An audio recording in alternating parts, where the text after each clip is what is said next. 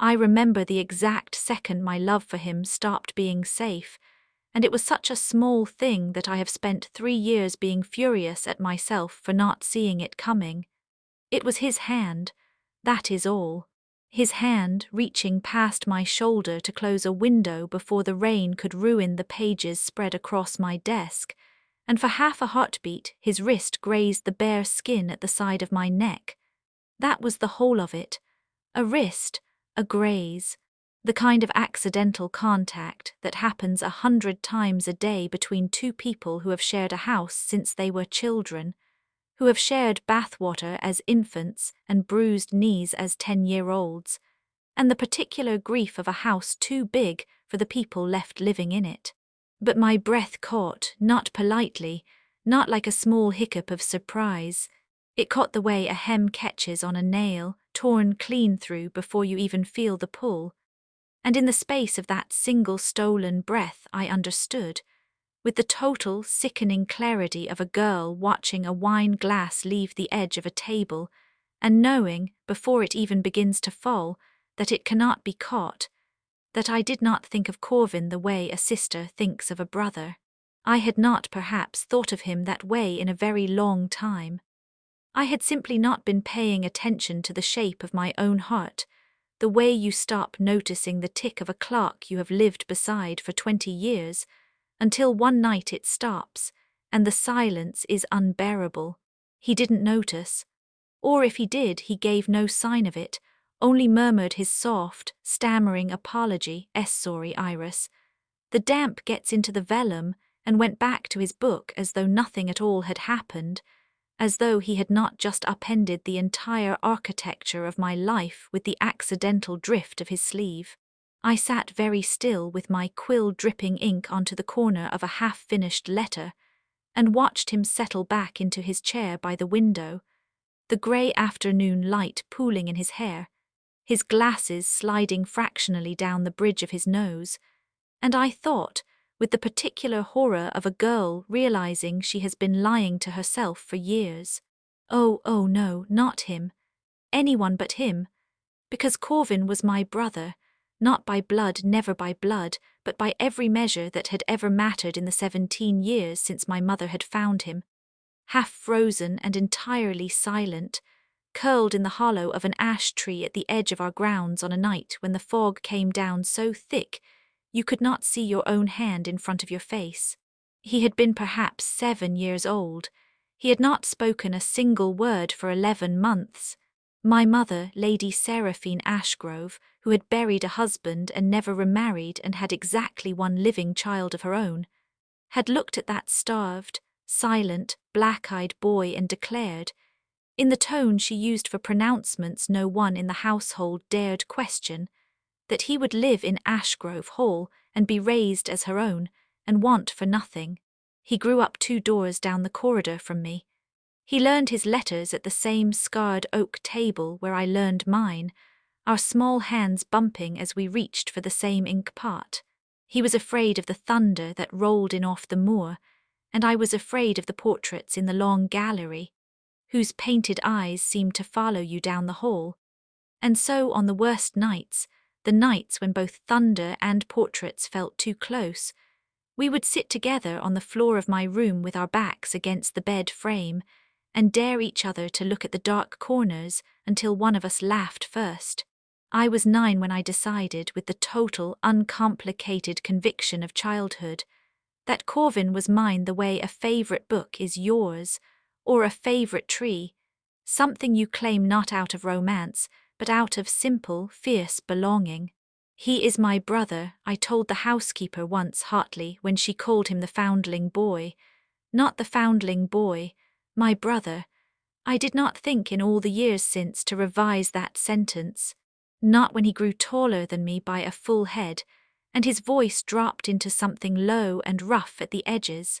Not when the softness of childhood left his face, and left behind cheekbones sharp enough to cut, and a stillness to him that made the servants lower their voices when he passed, though he never did anything to earn it beyond simply being quiet, and reading, always reading, book after book after book. his nose so perpetually buried in some crumbling volume that my mother used to tease him, would grow permanently crooked from all his stooping. He was, by every outward measure, the least dangerous person I had ever known. He stuttered when he was nervous, which was often in company. He pushed his spectacles up the bridge of his nose with one finger, a small unconscious gesture he had performed perhaps 10,000 times in my presence, and I had never once found it anything but endearing until the afternoon of the window and the wrist, when I watched him do it and felt something low and traitorous coil tight beneath my ribs. He apologized to furniture when he walked into it. He kept a collection of pressed moths in a cedar box under his bed, each one labelled in his careful, cramped hand, and when I was small he used to let me help him catch them, our two heads bent together over a candle flame in the dark garden, whispering so as not to wake the house. He was, in short, exactly the sort of boy, the sort of man now, I had to remind myself, because he was a man, 24 that autumn, tall and broad through the shoulder in a way that still occasionally startled me, as though my mind kept a version of him frozen at 12. Exactly the sort of man no one would ever look at twice and think dangerous. Bookish, soft-spoken, forever apologizing for taking up space in a room. My mother called him her gentle scholar. The village girls who occasionally came to the kitchen door on some pretext or other, hoping for a glimpse of him, called him behind their hands the pretty one who never looks up. I had believed all of it. I had believed it for 17 years, right up until the afternoon his wrist brushed my throat, and something ancient and unspoken turned over in its sleep inside me. And even then, I told myself it meant nothing, that it was only strangeness, only the peculiar disorientation of watching someone you have always known suddenly become, for one disorienting instant, someone you do not know at all. I told myself a great many things that autumn. I have since learned that the mind is a marvelously accommodating liar, when the truth is something it isn't ready to hold. Ashgrove Hall sat at the end of a long drive of ash trees, whose branches met overhead in a black lattice that turned even the brightest noon into a kind of perpetual dusk, and I had lived beneath that lattice my whole life without once wondering why my family, who could easily have kept a more cheerful house, chose to plant their trees so close, so deliberate, so like the ribs of some great buried creature curling protectively, or warningly, around the house at its heart. The hall itself was old in the way that certain families' houses are old, meaning that no one could tell you precisely when it had been built, only that it had always been there, its grey stone soft with moss, its many chimneys forever smoking even in summer because my mother could not abide cold rooms, its long gallery hung with the portraits of Ashgrove women going back further than anyone could account for, all of them dark-haired, all of them pale, all of them wearing, if you looked closely enough, the same faint and troubling expression, as though each had been painted in the last hour before receiving very bad news. I used to walk that gallery as a girl, trailing my fingers along the gilt frames, matching my own face to theirs in the long mirror at the far end, and thinking nothing of it beyond the ordinary vanity of a child admiring her own resemblance to something grand. It did not occur to me then to ask why there were no husbands in that gallery, why the portraits stopped, generation after generation, with the woman alone. It did not occur to me to ask why my mother, on the night of my every birthday since I turned 16, took my face in both her hands and looked at me for a long moment with an expression I could not name, something caught between love and grief and a terrible, weary vigilance, before she kissed my forehead and said every year the same quiet words. Not yet, thank every star in the sky. Not yet. I did not ask. That was, I think, the great failure of my girlhood, not curiosity, but the absence of it, the comfortable, well-fed incuriosity of a child who has never wanted for anything and so has never had cause to wonder what is being kept from her. I grew up in a house thick with secrets the way other houses are thick with dust, and I simply never thought to open the windows. Corvin, it turned out, had been opening them for years. I began to notice it properly that same autumn, the autumn of the wrist, the autumn everything came undone, though I understand now that the noticing had begun much earlier, in small increments too gradual to register as change. The books first. Corvin had always read, that was nothing new, but the books he read that year were not the botanical treatises and histories of his boyhood. They were old, older than old, bound in leather gone black and stiff with age, their spines cracked, their titles, where they had titles at all, rendered in alphabets I did not recognize and did not ask him to explain. He kept them in his room at first, and then, when his room could apparently hold no more, in a locked chest at the foot of his bed, and then, I discovered this only by accident, creeping down to the kitchen for water one night, and seeing candlelight beneath the door of the old still-room, a chamber no one had used in a generation, in a hidden corner of the cellars, where he thought no one would find him at 2 in the morning, hunched over a table of his own devising, surrounded by chalk markings on the stone floor that made the fine hairs on my arms rise the moment I saw them, though I could not have told you why. I did not go in. I stood in the dark of the corridor with my candle guttering and watched him through the crack in the door, watched his hand move across a page in a script I did not know, watched his lips shape words I could not hear, watched, with a chill that had nothing to do with the cellar's cold, the way the candle flames on his table bent all at once toward him, as though the fire itself were leaning in to listen, and then I retreated up the stairs on feet gone silent with fear, and told myself in the morning that I had dreamed it. That is the second great failure of that autumn. Not only my incuriosity, but my capacity, once curiosity finally arrived, for looking directly at something impossible and choosing, deliberately, to call it a dream. But dreams do not leave the smell of scorched herbs on your brother's coat the next day. Dreams do not explain the fine white scar that appeared, seemingly overnight, along the inside of his left forearm, which he covered with his sleeve and would not discuss, flushing and stammering and finding, with sudden urgency, something else that required his attention. Dreams do not explain why, when I asked my mother, with feigned lightness, what exactly it was that Corvin studied so late into the night, her face went the particular shade of white I had only ever seen on her once before, the week my father died, and she set down her teacup with a hand that was not quite steady and told me, in a voice pitched too carefully calm to be anything but a lie, that Corvin's studies were his own business, and mine was to finish my needlework. I did not finish my needlework. I sat with the hoop in my lap, and the thread going slack and cold between my fingers, and I thought, for the first time in my life, in a voice that did not sound entirely like my own, something in this house is being hidden from me, and it has something to do with him. The strangeness thickened as the season turned. The ash trees along the drive dropped their leaves all in a single night, as though at some silent signal, leaving the black branches bare and clawing at a sky gone the colour of a healing bruise. The moths that Corvin so loved began appearing in numbers that could not be natural, dozens of them, hundreds, clustering against the window panes each night in a soft, relentless drumming, so many that the maids took to sweeping their small dead bodies from the sills each morning, with expressions of tight-lipped unease.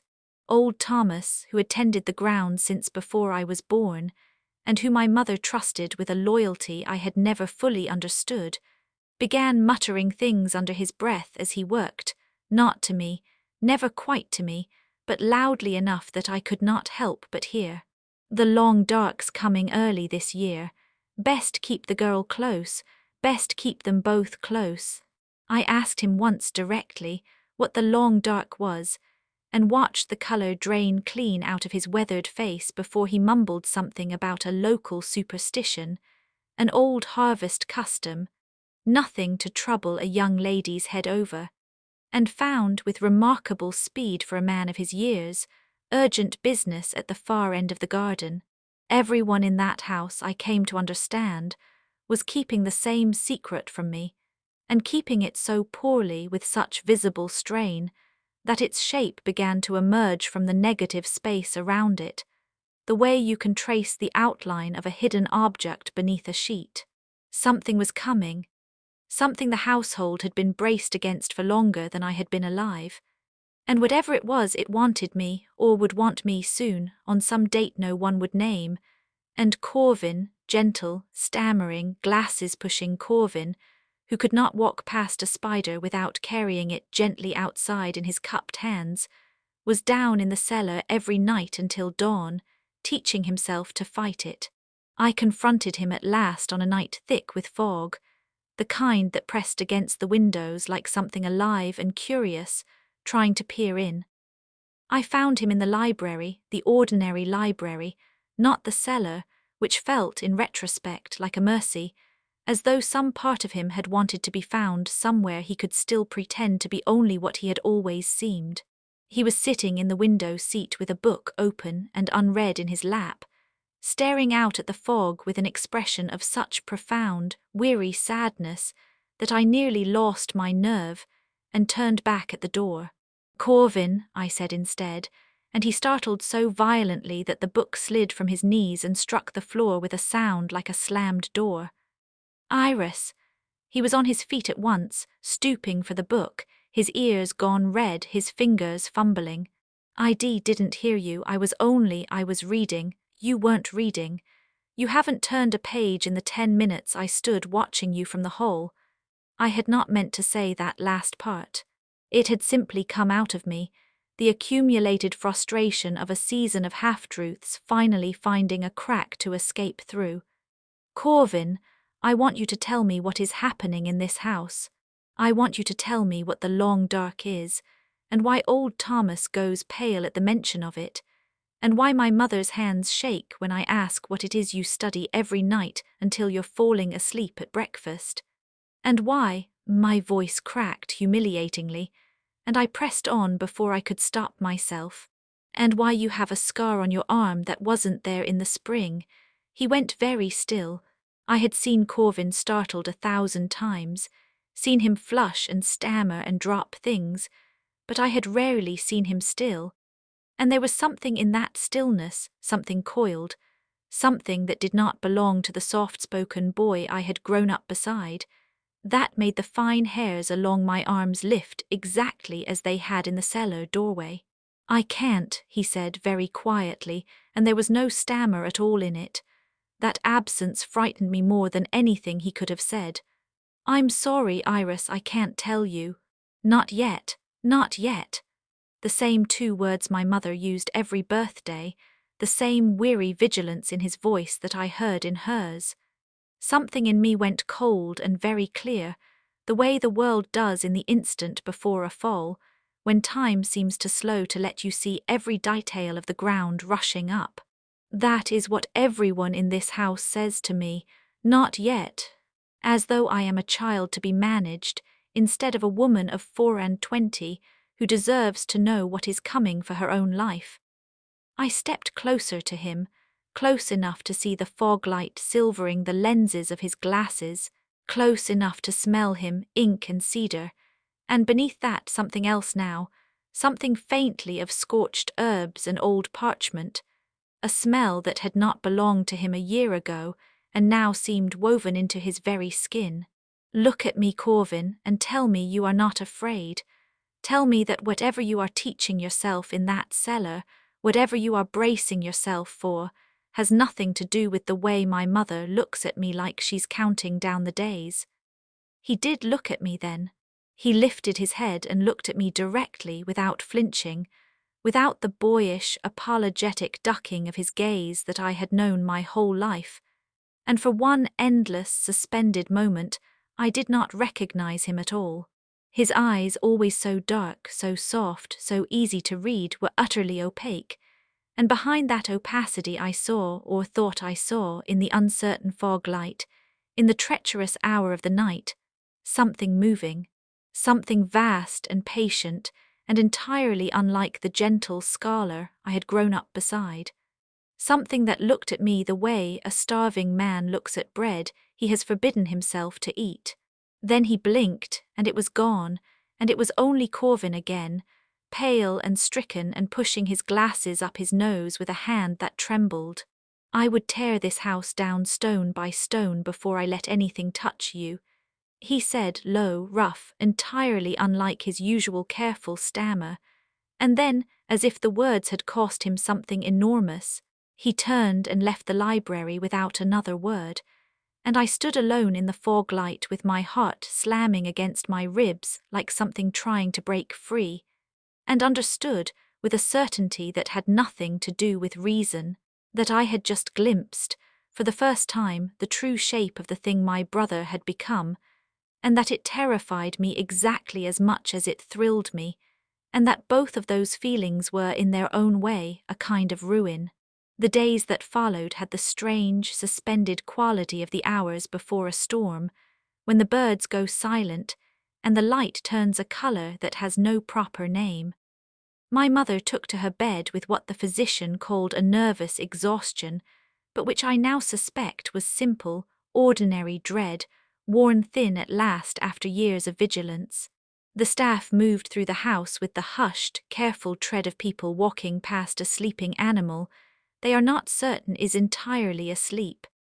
And Corvin, who had spent 17 years perfecting the art of being unremarkable, of folding himself small and soft and harmless into the corners of our life, began, almost imperceptibly, to stop hiding. I noticed it first in small things.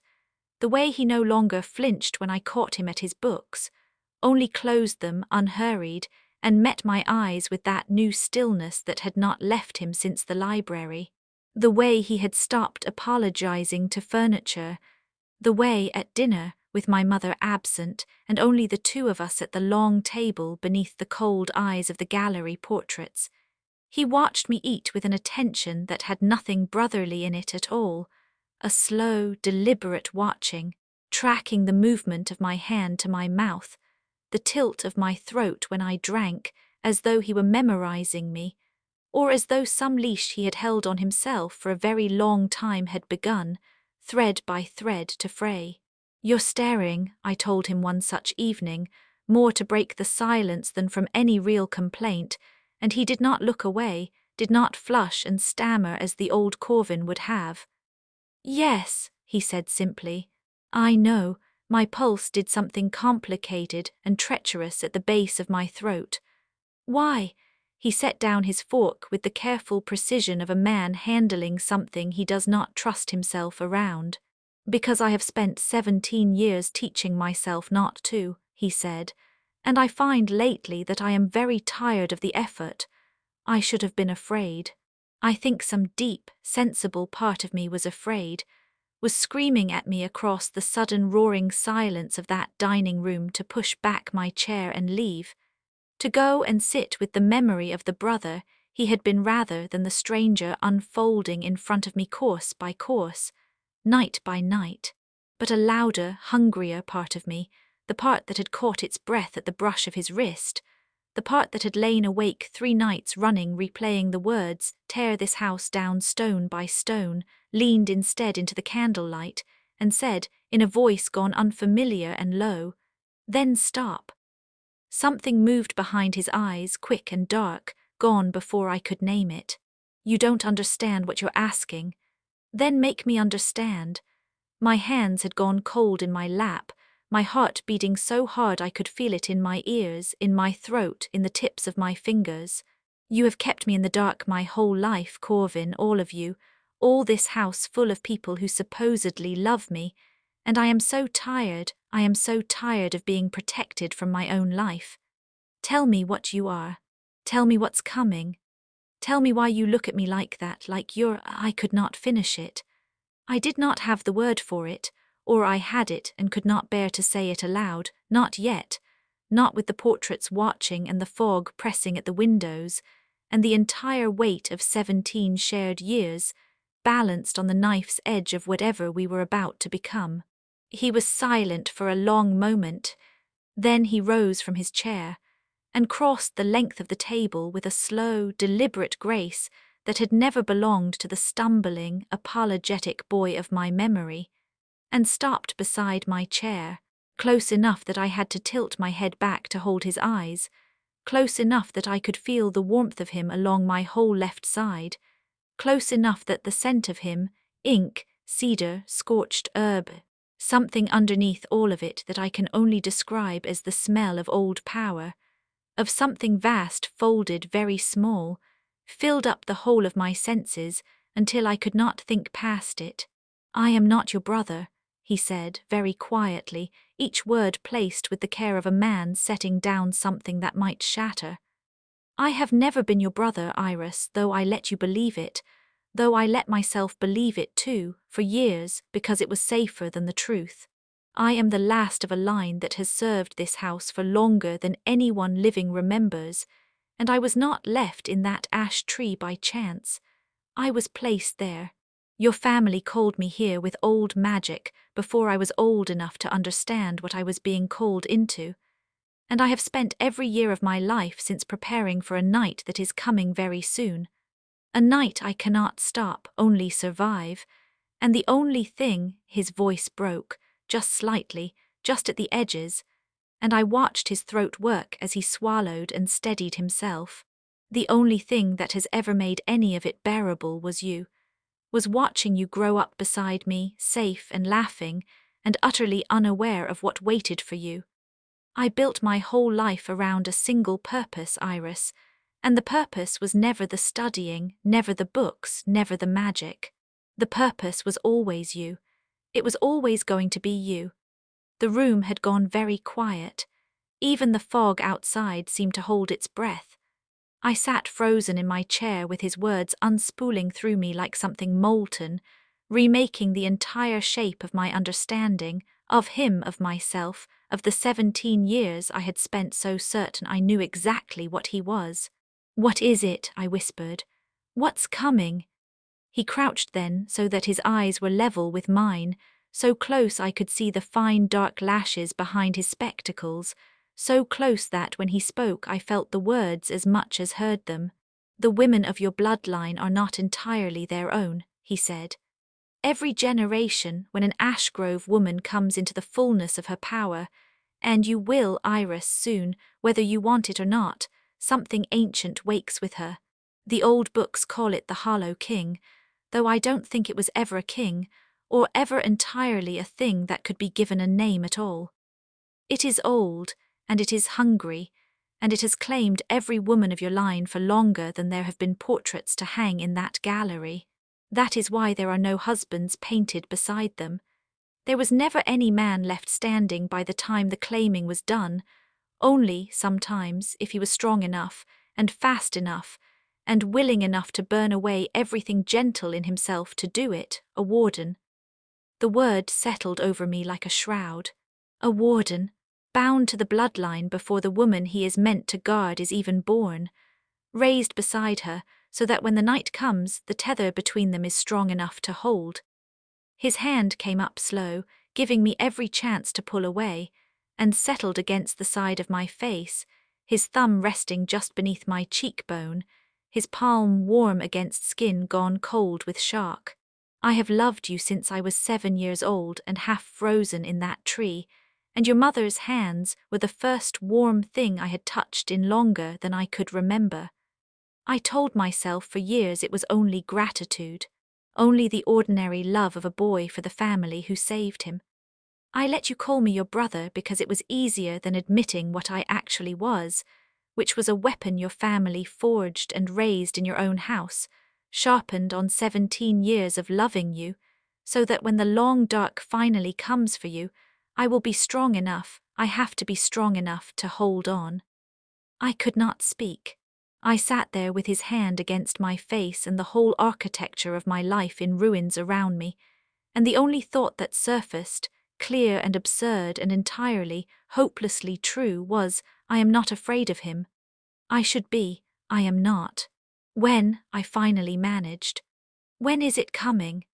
His thumb traced one slow, unbearable line along my cheekbone, and something in his face, in that new stillness that had replaced 17 years of soft apology, cracked open into something raw and unguarded and frightened in a way I had never once seen him frightened, not of thunder, not of anything.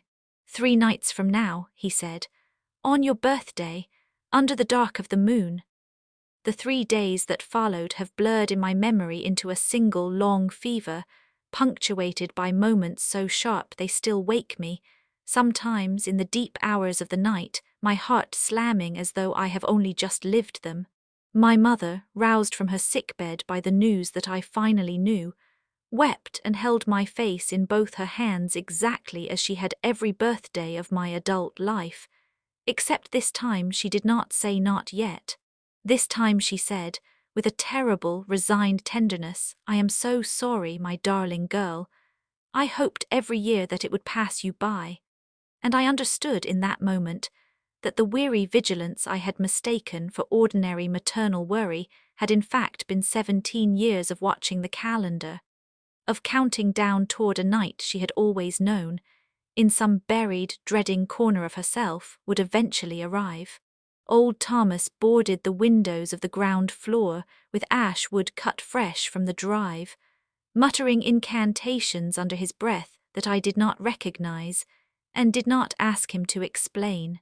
The staff were sent away to the village, all but a skeleton few too loyal or too stubborn to leave, and the house that had always felt to me merely large began to feel instead like a held breath, like a thing braced. And Corvin spent those 3 days in the cellar, and this time when I found the door and pushed it open, he did not send me away. The chalk markings I had glimpsed once, terrified through a crack in the door, covered the entire floor now, a vast interlocking geometry that made my eyes ache to follow, radiating outward from a single point marked. I noted with a chill, in what looked unmistakably like dried blood. Books lay open on every surface, their pages covered in that same alphabet I could not read, and Corvin himself in the center of it all looked less like the soft-spoken scholar I had grown up beside than like something out of the oldest and grimmest of my mother's bedtime stories. His sleeves rolled to the elbow, revealing more of those thin white scars than I had known existed, his dark hair disordered from hours of restless work, a low, constant murmur of words falling from his lips that seemed, impossibly, to make the candle flames around him bend and sway in time. You should be resting, he said without looking up, in a voice gone hoarse from hours of unbroken use. So should you. I came to sit on the cold stone steps at the room's edge, hugging my knees, watching him work with a fascination that had entirely displaced whatever fear I ought to have felt. Corvin, what happens tomorrow night? What actually happens? He set down his chalk and finally looked at me, and in the candlelight his eyes held that same strange opacity I had glimpsed once before in the library, that sense of something vast moving behind an ordinary surface, except now I understood it was not a stranger looking out at me. It was simply Corvin at last, without the mask of harmlessness he had worn his entire life for my comfort. The barrier between what your family calls the Hollow King and this world is thinnest on the anniversary of your birth. When your power comes fully into itself, he said, it will try to take you. Not your body, not exactly. It wants what your bloodline carries, the old magic bred into every Ashgrove woman since the first of your line made whatever bargain started all of this, and the only way it can take that from you is to hollow you out and pour itself into the space left behind. You would still walk, you would still speak, you would still perhaps even look like yourself to anyone who did not know you as well as I do, but you would not be you any longer. You would be a door standing open, and something very old and very patient would be wearing your face. The candles guttered. Somewhere above us, in the boarded dark of the house, I heard the soft, relentless drumming of moths against glass. "And the tether," I said slowly. "The warden, that's you. That's me." He rose from the center of his chalk work, careful not to smudge a single line, and crossed to sit beside me on the cold stone step, close enough that our shoulders touched, close enough that I felt, rather than saw, the fine tremor running through him that had nothing to do with cold. "When it comes for you, I will hold the tether between us open, and I will not let it close, no matter what it costs. That is what I was raised to do. That is the only thing I have ever truly known how to do." He turned his head, and in the dim gold light his face was so achingly familiar and so entirely new all at once that something in my chest twisted painfully. "I need you to understand something, Iris, before tomorrow night, because I may not have the chance to say it after, and I find I cannot bear the thought of you going into that dark without knowing it plainly. I have loved you as a brother loves a sister for exactly none of the years I have lived in this house. I let you believe it because it was the shape of love I was permitted to show a girl I was raised to protect, and not permitted, by every rule of decency and duty both, to want. But I have wanted you since before I had the words for wanting. I have watched you become a woman with the particular agony of a man forbidden his own heart, and I am done, I am so entirely done pretending otherwise, whatever it costs either of us tomorrow." I could not breathe. The cellar around us, the chalk lines, the guttering candles, all of it fell away until there was only the warmth of his shoulder against mine, the low rasp of his voice, the terrible, thrilling honesty in eyes that had stopped at last, hiding anything at all. "I have been in love with you since I was 14 years old, and you laughed at something I said, and I realized I would have burned down the whole world just to hear you do it again." I told him, and the words, once loosed, came pouring out of me in a rush I could not have stopped if the house had been on fire around us. I told myself for years it was only fondness. I told myself so many things, Corvin, because it was easier than admitting I wanted my own brother, wanted him in a way that felt like a sin every time I let myself think it. "But you were never my brother, you said it yourself.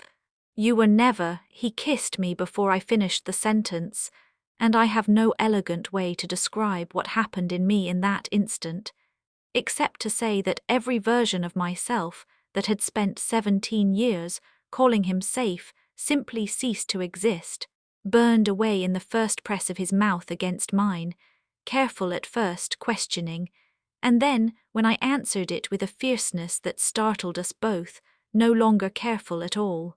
His hand came up to cradle the back of my skull, fingers threading into my hair, and I felt the fine tremor in him deepen into something closer to a shudder, felt the low sound he made against my mouth resonate through my whole body, and understood, with my heart slamming and my hands fisted in the front of his shirt, that whatever gentle, bookish, harmless creature I had spent my life believing him to be had never truly existed at all, that this, the low hunger in his kiss, the barely leashed intensity thrumming beneath his skin, the way he held me as though he were afraid I might vanish if he loosened his grip even slightly, this was the truth of him, and I wanted him, with a desperation that frightened me far less than it should have.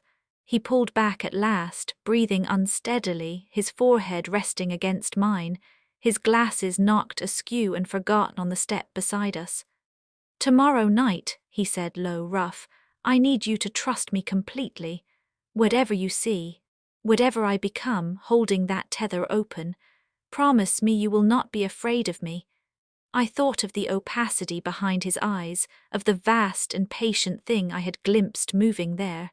I thought of 17 years of loving a mask, and one single, world-altering night of finally loving the truth beneath it.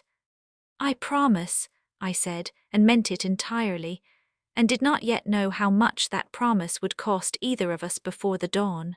The night of the long dark arrived without ceremony. only the slow, ordinary dimming of an autumn sky into a darkness that felt, from the very first hour, wrong in some way I could not name, too thick, too heavy, pressing against the boarded windows like something with weight and intention. My mother sat with me in my room as the light failed, holding my hands in both of hers, her face pale and set with a courage I understood now had been years in the making.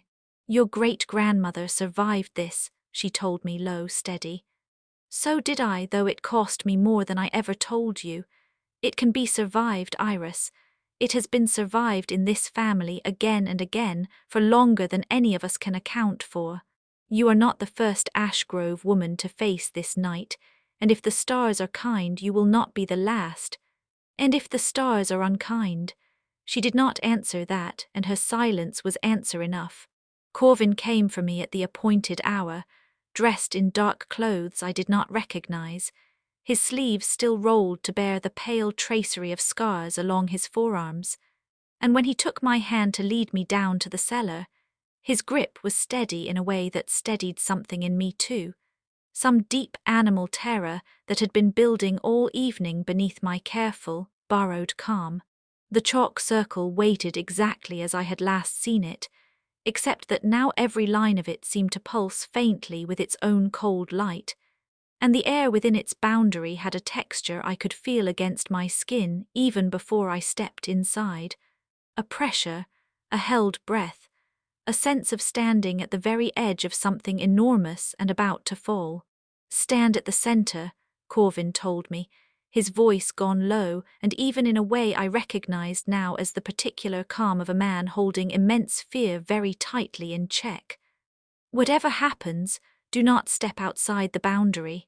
And Iris, he caught my face in both hands, one last time, his thumbs tracing my cheekbones with a tenderness that made my throat ache. "Whatever you see me become in the next hour, remember what I told you in this room. I have loved you since before I understood what loving meant. Nothing that happens tonight changes that. Nothing that happens tonight will make it any less true." I did not have time to answer him. The candles guttered all at once as one, extinguished by a wind that had no business existing in a sealed cellar, and the darkness that replaced their light was not ordinary darkness at all. It had weight. It had a slow, patient hunger to it that I felt against my skin like the first cold touch of deep water, and somewhere within it, vast and formless and entirely wrong, something began very softly to speak my name. I will not attempt to describe fully what came into that cellar, because I do not think there are words in any ordinary language equal to the task, and because some part of what I saw and felt that night has never fully consented to being remembered in daylight. I can tell you that the chalk lines beneath my feet burned white-hot without heat, holding some vast pressure at bay. I can tell you that the darkness moved in ways darkness should not move, folding and unfolding around Corvin like something testing the strength of a door it fully intended to break through. I can tell you that I felt it reach for me, not with hands, not with anything so simple as hands, but with a vast, cold, patient intention that slid beneath my skin and found, with terrible ease, every quiet fear I had ever carried, every doubt, every small private grief, and began, gently, hungrily, to pull. And I can tell you that Corvin, my gentle scholar, my stammering brother, my warden, stood between that vast dark and myself and became, before my eyes, something I would never again be able to fully reconcile with the boy who had once caught moths beside me by candlelight. The soft edges of him burned away entirely. Power poured out of him in visible waves that bent the chalklight around his silhouette, his eyes gone that same opaque black I had glimpsed twice before, his voice, when he spoke the words that held the tether open, resonant with something ancient and enormous that had clearly been coiled inside him his whole quiet, careful life, waiting for exactly this hour. He did not look at me as harmless. He did not look in that moment remotely safe. He looked like exactly what he had told me he was, a weapon, forged over 17 patient years, and finally terribly unsheathed. I should have been afraid of him. Every sensible instinct screamed that I should be afraid of him, but even as the vast dark hunger pressed against my mind, even as it found and pulled at every quiet grief I carried, the deepest, truest part of me remained fixed, unshaken, on the sight of Corvin standing between myself and oblivion, burning himself down to the root to hold that door closed. And what I felt watching him was not fear at all. It was something closer to reverence. It was the last, final collapse of every wall I had ever built around the truth of what he was to me. Not my brother, never my brother, but the single fixed point around which my entire life had always, unknowingly, turned. The darkness surged. I felt it as a physical blow, a vast cold pressure trying to force itself past the tether, past Corvin, into the hollow space it wanted to make of me, and I heard him cry out not in pain exactly, but in the strain of a man holding a door shut against a weight that wanted, with the whole of its ancient patience, to break through. His knees buckled. The chalk light flickered, dimmed, and in the sudden near darkness I saw, with a clarity that has never left me, the moment he made his choice. "Take me instead," he said to the dark, to the hungry old thing pressing against the tether, his voice cracking with the effort of it. "Take what's mine to give. Leave her whole."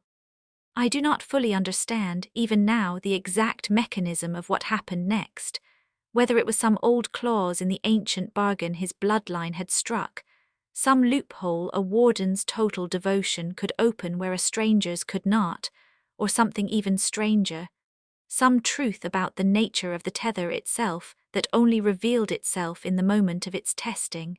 I know only that the vast dark hesitated, as though genuinely surprised by the offer, and in that hesitation Corvin drove something, a word, a will, a fragment of himself I do not have a name for, directly into the heart of it, and the pressure that had been building toward a final, unstoppable surge broke instead, all at once, like a wave meeting a wall it had not expected to hold. The candles roared back to life. The chalk lines dimmed from white-hot to ordinary grey, and Corvin collapsed to his knees at the centre of the circle, gasping, his whole body shaking, and when he lifted his face to me his eyes were dark and human again, but not, I understood immediately, entirely unchanged. There was something new in them now, something that had not been there before that night, a faint and permanent shadow at the very edges of his gaze, as though a small fragment of that vast old hunger had lodged itself inside him and would, from that night forward, never fully leave. I crossed the circle and dropped to my knees in front of him, my hands framing his face exactly as his had so often framed mine, and felt him lean into my touch with a rawness that undid me completely. "You're changed," I whispered, because it was true, because I could feel it in the air around him, a faint cold current that had not been there before, subtle as a draught beneath a door. "I took what it wanted to give it somewhere else to go," he said, hoarse, spent, and something like a smile, exhausted and terribly fond, ghosted at the corner of his mouth. "It's not gone, Iris. I don't think it can ever fully be gone. But it's mine to carry now instead of yours, and I would carry a great deal more than that for you without regret." I did not ask that night what carrying it might eventually cost him. I understand now that I should have. I understand, looking back across the 3 years since, that the faint shadow I glimpsed in his eyes that night has never entirely receded, that there are hours still, when he grows very quiet and very still, and I catch him watching some middle distance with an expression I do not have the courage to name, and that whatever old, patient thing he swallowed to save me has not forgotten that it is owed a door, and waits with the same terrible patience it has always possessed, for some future night when the tether between us might, however briefly, weaken. But I did not think of any of that in the ruined hush of that cellar, with the candles burning steady again, and my mother's frightened footsteps already sounding on the stairs above us. I thought only of Corvin's hands unsteady, coming up to cover mine where they framed his face, of the terrible tenderness in his changed eyes, of 17 years of calling him brother finally, fully, irrevocably dissolving into the single, simple truth that had been waiting beneath that word the whole time. Not yet, my mother had said to me, every birthday of my adult life, and I understood at last, standing in the wreckage of that cellar with my hands cradling the face of the man who had burned away everything gentle in himself to keep me whole, that the phrase had never truly been a warning. It had been a countdown to this, to the night the mask finally fell away, to the moment I stopped loving the safe, soft fiction of a brother and began, instead, to love the dangerous, devoted truth of him, scars and shadow and all. We rebuilt the house in the weeks that followed, board by board, window by window, and something rebuilt itself in us as well, though not into anything resembling what we had been before. There was no more pretending after that night, no more careful distance, no more brotherly fiction maintained for the comfort of a household that had, in truth, always known better than either of us. My mother wept when we told her, not from surprise, but from a relief so total it seemed to age her backward, 10 years of held vigilance draining out of her all at once.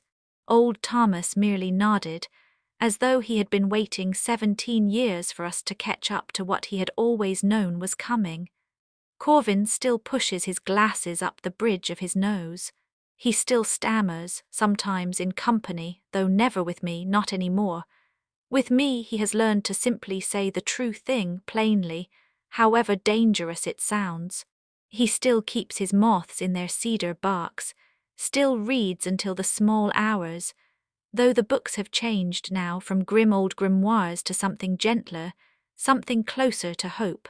But there are still nights, deep in the winter dark, when I wake to find him standing at the window of our room, very still, very quiet, watching something in the black distance that only he can see, and in those moments I cross the cold floor and slide my arms around him from behind and feel the shadow in him ease, fractionally at my touch, and I understand that whatever door he closed inside himself on the night of the long dark has never fully stopped wanting to open again. I am not afraid of that. I promised him once in a chalk circle at the edge of the world that I would not be, and I have found in the 3 years since that the promise costs me nothing at all to keep. I loved a gentle fiction for 17 years and thought it was the whole of him. I love the dangerous truth beneath it far more completely, and if some part of him will always carry a fragment of that old hungry dark, waiting patient, for a night that may never come again, then I will simply have to go on loving him fiercely enough, closely enough for both of us, until whatever debt he paid for me is finally, fully forgiven. Some nights, when the wind moves through the bare ash trees along our drive in exactly the old, deliberate way, I still catch myself listening for a voice that is not his, patient and vast and endlessly, hungrily waiting. And some nights when I do, I find Corvin already awake beside me, his hand already reaching for mine in the dark, as though some old tether between us has never fully gone quiet and never will. I have made my peace with that. I made it the moment I stopped calling him my brother and started, at long last, calling him exactly what he has always, secretly, dangerously been, mine.